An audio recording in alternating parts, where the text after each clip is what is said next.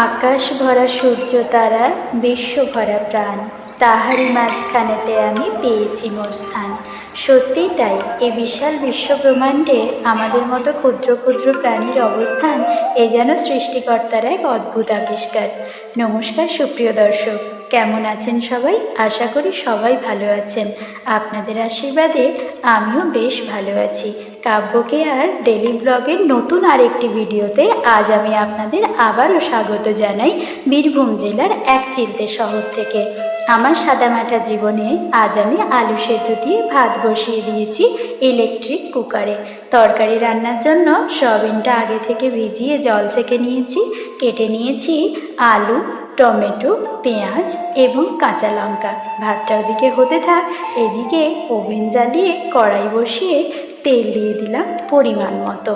তেল যতক্ষণ গরম হচ্ছে ভাতটা একবার দেখে নিত কত দূর এগোলো। এবার তেল গরম হয়ে এলে কড়াইতে জল ছেঁকে রাখা সয়াবিনগুলো সামান্য লবণ আর হলুদের সংমিশ্রণে একটু লাল লাল করে ভেজে নিলাম।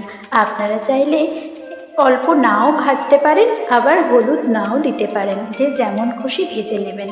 সয়াবিন ভেজে ওই কড়াইতেই আবার পরিমাণ মতো তেল দিয়ে দিলাম একটু দারচিনি, শুকনো লঙ্কা আর আদা কুচি ফোড়নে।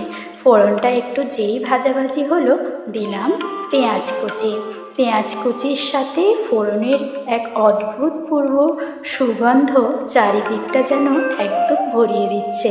পেঁয়াজ ভাজাভাজি হলে ওর মধ্যে দিয়ে দিলাম 4 টুকরো করে কেটে রাখা একটি টমেটো এবং গুটি করে কাঁচা লঙ্কা, অল্প একটু লবণ এবং হলুদের গুঁড়ো আবার দিলাম, সাথে দিলাম একটু লাল লঙ্কার গুঁড়ো।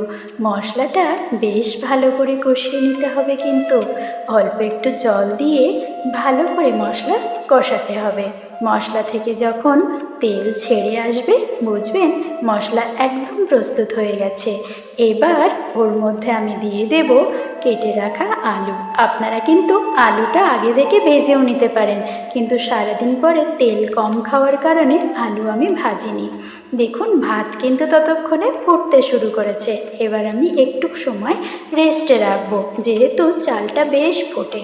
ওদিকে আলুর সাথে মশলা বেশ ভালো করে কষিয়ে একটু উষ্ণ গরম জল দিয়ে চাপা দিয়ে রাখলাম।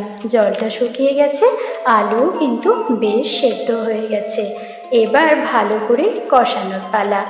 আলু মশলা সব একসাথে সুন্দর করে নাড়াচাড়ি করে ওর মধ্যে সুন্দর করে নাড়াচাড়ির পরে আমি দিয়ে দেব পরিমাণ মতো জল। এই জলটা কিন্তু আমি আগে থেকে গরম করে রেখেছিলাম। অবশ্যই তরকারিতে চেষ্টা করবেন উষ্ণ গরম জল দেওয়ার, তবেই তরকারির স্বাদ পরিপূর্ণতা পায়। যখন গরম জল দিয়ে তরকারিটা একটু ফুটতে শুরু করেছে ওর মধ্যে আমি দিয়ে দেব আগে থেকে ভেজে রাখা সয়াবিনগুলো। সয়াবিনের সাথে ঝোল বেশ মাখো মাখো হলে ব্যাস তরকারি প্রায় প্রস্তুত। উপর থেকে গরম মশলা গুঁড়ো ছিটিয়ে নামিয়ে নিন।